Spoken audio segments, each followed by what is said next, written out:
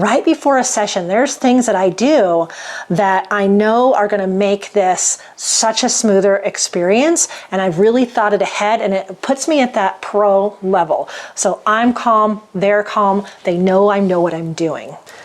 There are certain things you need to do to prep yourself to have a great dog photography session.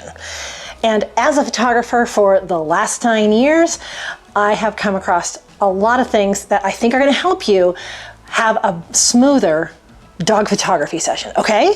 All right, so Monique here of Silver Paw Studio and founder of ProPetPhotog, and today I have 10 things that are going to help you with your dog photography sessions. Don't worry, there's going to be a cat one too. For my clients, I always say I want this to be such a fun time. For these dogs, I want it to be like the best day ever. So they get loves and treats and pets and toys, and maybe they can run around or lay on a couch. And I just really want them to come away from this happy for everyone. And a photography session can be very stressful for the client. Maybe they've never been photographed, they've never tried something like this. They're always very worried that their dog's not gonna do what the photographer says. That's always a big worry. So you wanna placate all those fears with a planning meeting, and I have a whole video about planning meetings here. I did a mock planning meeting, and you can watch that video. But you also wanna prep yourself. Now, these aren't in any particular order, but here we go. And the first one I usually let clients know is get the zoomies out for these young active dogs especially, or just active breeds.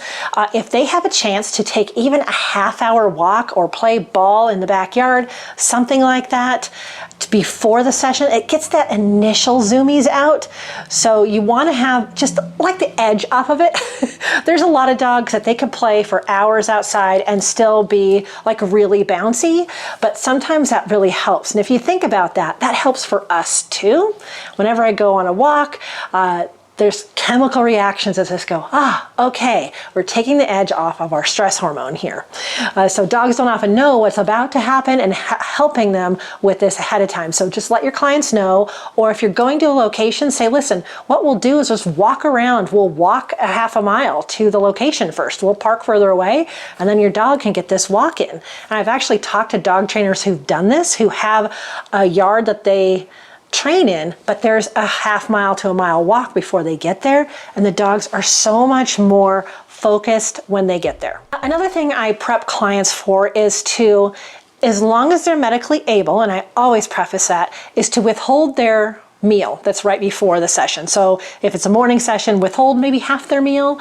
If they're food motivated, if it's an evening session, you know, whatever that is, try to withhold half the meal so they are really enticed for those treats. And sometimes treats can just be their regular kibble, but for especially food motivated dogs that can go part of the day with a little less food, have them withhold some of that so your treats are extra enticing at the session. Another big thing is to let them know to not groom them the same day. A grooming day is usually all the energy they have for that full day, and they need a rest day. So especially for the dogs that need haircuts, like I have a little poodle mix, we often want to combine that all in one day, take the day off, get the grooming done, get the photo session done. That's typically too much stress and activity for a dog.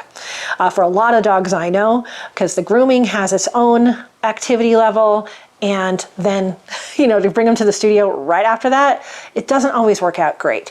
So usually I tell them if you need to get them groomed, do it a day or two ahead of time, and then they can have that little break, and the next day be motivated, re-energized, that's the one, re-energized for a session. This is an interesting one that I have come up with over the years, is finding the best time of day for the dog. Now, for younger dogs, sometimes it doesn't really matter, but sometimes for the older dogs, they have a little spurt of energy in the morning, or they sleep a good portion of the day and the evening's better for them. So always ask what the best time of day is for that dog or group of dogs, and that will go a long ways towards this prep and success of the photo session, trust me. We're a couple of tips in, and you've probably noticed that a lot of this is prepping your clients. And if you're wondering how you can possibly write this down to help your clients out, I got you. I have a free list already all typed out for you. There's a link in the description of exactly what you can put in an email to a client to help them prep for the session with similar to what we're talking about in this video, plus more that they need to know on the client side. So be sure to check out that link in the description, and you can copy all of that and put it in your client preparation emails. Okay. Another big one is safety first. You know, a lot of us photograph dogs outside, and I always say safety first. We are going to have a leash on that I will edit out later. If your dog wears a harness, either the harnesses will be in the picture, or once we get to the location, we'll take the harness off and just have the leash and collar and take the pictures and put the harness back on, depending on the comfort level of everyone. Some people, they love pictures of their dogs in harness. For me particularly, I don't take a lot of time to edit out the harness. Dogs have just like a certain pattern to their hair that's hard to match. And so I always say safety first. And that's not just leashes either. Safety first is, will your dog be unable to resist going in water? So if we're going near a river or a lake or pond, will it just be too much of a temptation for them to do what they can to wiggle off and go into the water? So I think about things like that, where are in our area cactus, is it the weird time of day for maybe snakes in your area? So safety, safety, safety. Be sure you're thinking of all the safety precautions ahead of time. For your reactive dogs, I usually do first thing in the morning on a weekday. And that helps a lot for your busier locations that you do your photo sessions. So for those reactive dogs, I do that. And then we just prep the client that we're just gonna pause when another dog passes, or a bicycle or a skateboard, whatever it is they react to. And so you'll have extra time for that. So safety first. Oh, also, always know what commands the dog knows. So many dogs, the first thing they're taught is sit or lay down or stay. You know, those are some basic ones. And that's so good to know. And often I don't even ask that till we get to the location. Sometimes there's a couple of weeks in between and they've worked on it. But if you can talk to them about it in the planning meeting or on the phone ahead of time, ask them what they know. And that's usually what I say. What does your dog know? Does it know sit? What does it know? And, you know, just again with that safety first, make sure you ask if they have knees or hips that are sore, any kind of past injury, spinal cord injury. You don't want to make them, you know, do something they're uncomfortable with, which most owners are going to say that anyway, but you want to go into that ahead of time so you remember, like, oh, this dog can't climb up on a rock, or this dog's uncomfortable sitting, so we're going to do all standing poses, things like that. So find out what they know. And sometimes they know sit, sometimes they know lay down, sometimes they really don't know anything, which is fine because we know how to get a shot really, really quickly with the settings on our camera. So then you're a little bit more prepared for what level that they're at. So make sure you know how much they know. Another great tip is to make sure you bring tissues and towels. This could be small hand towels or bigger towels, depending on like if they're gonna get wet, bring a towel. If you bring a bowl of water, which I suggest that you do for the dogs, sometimes the longer haired dogs get all kind of drool on them, or from drool or just from drinking water during the session. And then those last minute eye goobies, if they'll let you, give your owner or handler a tissue to wipe those goobies out. Because although we can take them out in Photoshop or editing, it's nice to just have them out ahead of time if they'll allow it. Sometimes they're really touchy about their face. So, you know, ask the client if it's something we can do. But definitely bring some towels and some tissues. Sometimes you walk through mud, sometimes they roll in something.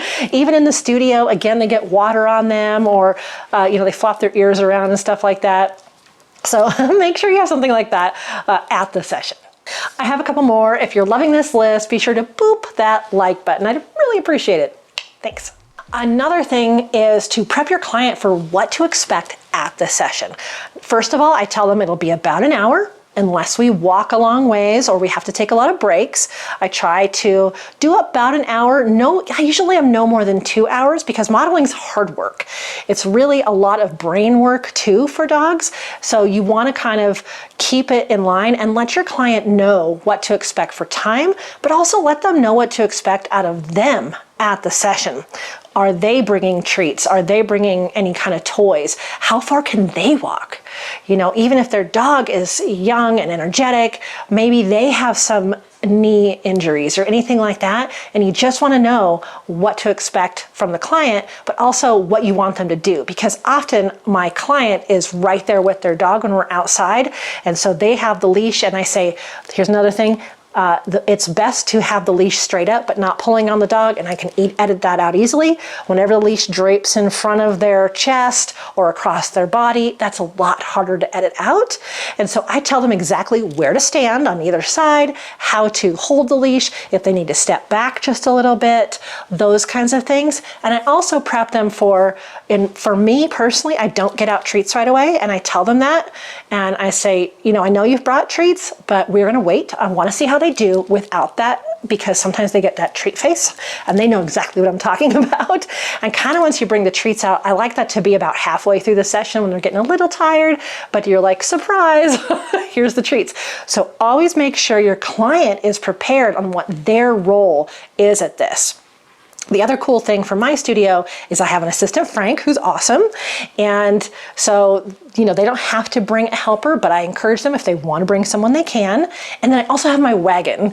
So I say, whatever you want to bring, there's space in the wagon, and my camera bag is a backpack style, so if we have a lot of stuff, I'll just wear my camera bag, and they really appreciate that. They don't have to haul all the things around, because often they'll bring their own different collars and poop bags and treats, and you know, maybe they'll bring a towel and their purse and keys and phone. So we love to be able to say, here's your spot in the wagon, and I tell them that ahead of time, and they're very appreciative of that. So that's a very good prep step too. Then they're not as nervous either going into a session. And the last one is deep breaths. This is what you do. This is what you love. Let go of anything else. Don't talk about the traffic when you get there. Don't talk about anything else except positivity and what you're about to do. Get in your zone. If you're like me, this is the time where I feel the most, I guess people would say now, in flow. Nothing else bothers me. I'm not thinking of taxes or whatever else, traffic, anything else, except being in that moment with that dog, doing what I love with people that are amazing and dogs that are amazing. And so as soon as you get what I do, as soon as I get to the studio a few minutes before the session or when I get to location, you just kind of stop and breathe, let everything go for the next 2 hours, and say, this is gonna be such a great session. I have so many awesome ideas. This is gonna be great. I can't wait to fulfill this portrait vision for my client. This is gonna be amazing. So you need to give yourself a minute to breathe and just like get yourself emotionally, mentally, physically ready, and trust me, you're gonna feel so much better going to this, just shedding all of that and going in nice and new. All right, I hope these 10 things help to prep you for your next dog photography session. However, if you are worried about, okay, once I'm at the session, what are some ways I can get their attention? Well, you're gonna wanna watch, wherever I put it, this video next to see what attention grabbers I have for dogs at a photo session. I've got some doozies, I've got a whole bunch. And if you're getting ready to prep for a cat photography session, I've got a video for you here too, so be sure to check that out. All right, thanks for joining me. So happy to have you here today. And as always, I wish you many woofs, purrs, and TREATSs.